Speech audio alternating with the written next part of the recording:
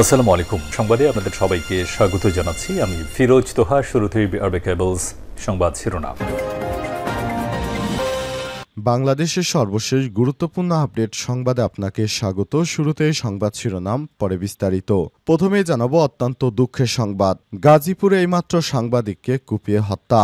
গাজীপুরে চান্দনা চৌরাস্তা এলাকায় মোহাম্মদ আসাদুজ্জামান তুহিন ৩৮ নামে এক সাংবাদিককে কুপিয়ে হত্যা করেছে দুর্বৃত্তরা। তিনি রাস্তার পাশে মসজিদ মার্কেটের সামনে বসে চা খাচ্ছিলেন, তখন তাকে ঘিরে ধরে জবাই করে হত্যা করেছে দুর্বৃত্তরা। তিনি চাঁদাবাজির বিরুদ্ধে একটি সংবাদ কভার করেছিলেন। এ কারণে ধারণা করা হচ্ছে একটি প্রভাবশালী রাজনৈতিক দলের নেতাকর্মীরা তাকে জবাই করে হত্যা করল।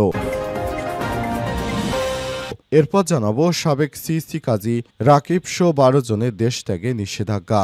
সাবেক প্রধান নির্বাচন কমিশনার সিইসি কাজী রাকিবউদ্দিন আহমেদ সহ ১২ জনের বিরুদ্ধে দেশ থেকে নিষেধাজ্ঞা জারি করেছে আদালত। বিএনপির দায়ের করা এক মামলায় তারা পলাতক থাকায় আদেশ দেওয়া হয়েছে। এদিকে কবি নজরুল বিশ্ববিদ্যালয়ে সাংবাদিককে মারার হুমকি, বিএনপির ছাত্রদল নেতার প্রতিবাদে সাংবাদিকদের মানববন্ধন।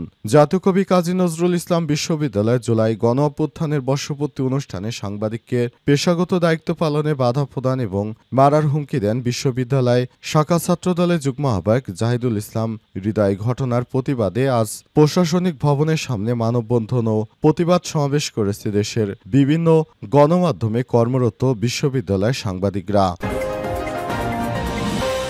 এদিকে আইজিপির সঙ্গে জাতিসংঘের বাংলাদেশ বিষয়ক নিরাপত্তা উপদেষ্টা সাক্ষাৎ। পুলিশের মহাপরিদর্শক আইজিপি বাহারুল আলমের সঙ্গে জাতিসংঘের বাংলাদেশ বিষয়ক নিরাপত্তা উপদেষ্টা মিস টেজবি বেসনান সৌজন্য সাক্ষাৎ করেছেন। আজ পুলিশ হেডকোয়ার্টার্সে সাক্ষাৎ অনুষ্ঠিত হয়। এবং সর্বশেষ জানাবো ইরানে এবার পরমাণু বিজ্ঞানীর ফাঁসি কার্যকর। ইসরায়েলের হয়ে গুপ্তচর বৃত্তির অভিযোগে এক ব্যক্তির মৃত্যুদণ্ড কার্যকর করা হয়েছে। সম্প্রতি ইরানে এই ধরনের ঘটনা খুবই সাদামাটা। জানা যাচ্ছে ওই বিজ্ঞানীর অবদান আছে অনেক, তবে তিনি শেষ পর্যন্ত ইহুদিবাদী ইসরায়েলের হয়ে গুপ্তচর বৃত্তি করছিলেন। এই অভিযোগে তাকে ফাঁসিতে ঝুলিয়ে হত্যাকাণ্ড নিশ্চিত করা হয়েছে। প্রিয় দর্শক, এতক্ষণ শুনছিলেন সংবাদ শিরোনাম, এবারে বিস্তারিত।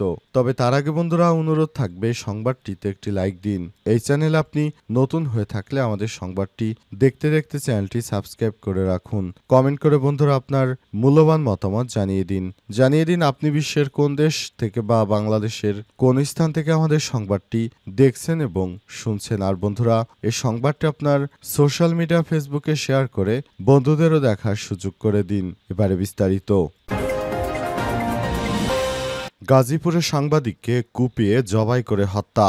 গাজীপুরের চান্দনা চৌরাস্তা এলাকায় আসাদুজ্জামান তুহিন ৩৮ নামে এক সাংবাদিককে কুপিয়ে জবাই করে হত্যা করেছে দুর্বৃত্তরা। আজ রাত ৮টার পর ওই এলাকার মসজিদ মার্কেটের সামনে এই ঘটনা ঘটে। গাজীপুরের ওই সাংবাদিক একটি দৈনিক পত্রিকার একজন সাংবাদিক বলে জানা গেছে। তবে কী কারণে তাকে জবাই করা হয়েছে বিষয়টি জানা গেছে। তিনি একটি চাঁদাবাজির নিউজ করেছিলেন বলে চাঁদাবাজরা তাকে সরাসরি জবাই করে হত্যা করে। ওই সাংবাদিকের বাড়ি ময়মনসিংহ। তিনি গাজীপুরে তার স্ত্রী ও ২ সন্তানকে নিয়ে চান্দনা চৌরাস্তা এলাকায় বসবাস করতেন। গাজীপুর চান্দনা চৌরাস্তা এলাকায় মোহাম্মদ আসাদুজ্জামান তুহিন ৩৮ নামে ওই সাংবাদিককে কুপিয়ে হত্যা করেছে দুর্বৃত্তরা। নিহত তুহিন দৈনিক প্রতিদিন কাগজ পত্রিকার গাজীপুর প্রতিনিধি ছিলেন। তার বাড়ি ময়মনসিংহ ফুলবাড়িয়া উপজেলার ভাটিপাড়া গ্রামে। তিনি স্ত্রী ও ২ সন্তানকে নিয়ে গাজীপুর চান্দনা চৌরাস্তা এলাকায় বসবাস করেন। পুলিশ ও প্রত্যক্ষদর্শীরা জানান, রাতে তুহিন মসজিদ মার্কেটের সামনে একটি চায়ের দোকানে বসেছিলেন। এই সময় কয়েকজন সন্ত্রাসী তাকে ঘিরে ধরে ধারালো অস্ত্র দিয়ে কোপাতে থাকে। পরে হামলাকারীরা উপস্থিত লোকজনের সামনেই তাকে কুপিয়ে রেখে পালিয়ে যায়। তুহিনের সহকর্মীরা জানান, হত্যাকাণ্ডের কয়েক ঘন্টা আগে তিনি চান্দনা চৌরাস্তার ফুটপাত দখল ও চাঁদাবাজি নিয়ে কি ফেসবুকে লাইভ করেছেন। এরপর সন্ধ্যায় নিজের ফেসবুক অ্যাকাউন্টে আরও একটি ভিডিও পোস্ট করেন। সেখানে রাস্তার অব্যবস্থাপনা বিষয়ে মন্তব্য করেছেন। বাসন থানার ভারপ্রাপ্ত কর্মকর্তা ওসি শাহিন খান জানান, খবর পেয়ে পুলিশ ঘটনাস্থল থেকে মরদেহ উদ্ধার করে শহীদ তাজউদ্দিন আহমেদ মেডিকেল কলেজ হাসপাতালের মর্গে পাঠিয়েছে। হত্যাকাণ্ডের বিষয়টি গুরুত্ব সহকারে খতিয়ে দেখা হচ্ছে। সাবেক সিসি কাজী রাকিব সহ ১২ জনের দেশ থেকে নিষেধাজ্ঞা। শেখ হাসিনার সময় যারা অবৈধ নির্বাচন করতে শেখ হাসিনাকে সহায়তা করেছিল, এসব নির্বাচন কমিশনারদের বিরুদ্ধে এবার খেপেছে সরকার। তাই শেখ হাসিনার সময় যারা নির্বাচন কমিশনার হিসেবে বিতর্কিত দায়িত্ব পালন করেছিলেন তাদের ব্যাপারে কঠোর পদক্ষেপ গ্রহণ করতে শুরু করেছে অন্তর্বর্তীকালীন সরকারের প্রধান উপদেষ্টা প্রফেসর ডক্টর মোহাম্মদ ইউনূস। তিনি জানিয়েছেন, যারা এই ধরনের কর্মকাণ্ডের সঙ্গে যুক্ত তাদেরকে কোনোভাবেই ছাড় দেওয়া হবে না। সাবেক সিসি কাজী রাকিবউদ্দিন সহ ১২ জনের তাই দেশ থেকে নিষেধাজ্ঞা জারি করা হয়েছে। তাদের বিরুদ্ধে তদন্ত করা হবে এবং এই তদন্তের ফলে তাদের বিরুদ্ধে যথাযথ আইনি পদক্ষেপ গ্রহণ করা হচ্ছে।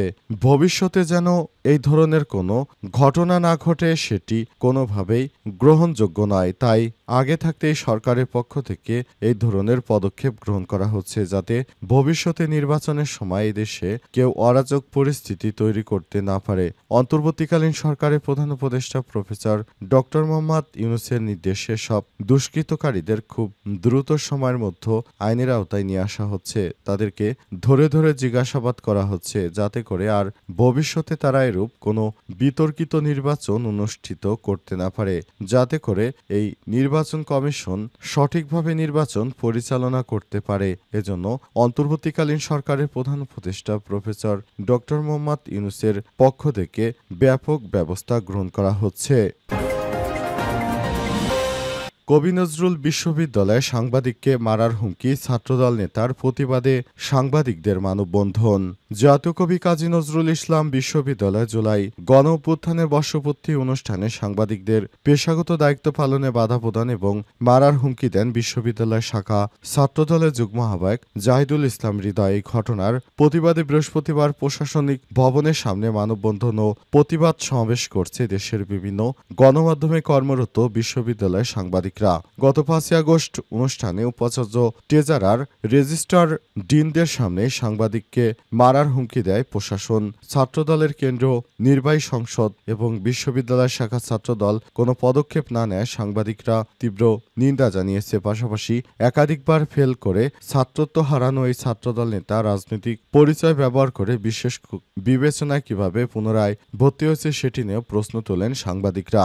মানববন্ধনের সময় আলোর বিশ্ববিদ্যালয় প্রতিনিধি আশরাফুল আলম বলেছেন, আপনারা দেখতে পেয়েছেন যাদের বয়স এখন চাচার বয়সী হয়ে গেছে, তারপরও তারা বিএনপি রাজনীতি করে এখন নাকি তারা ছাত্র পরিচয় দিচ্ছে।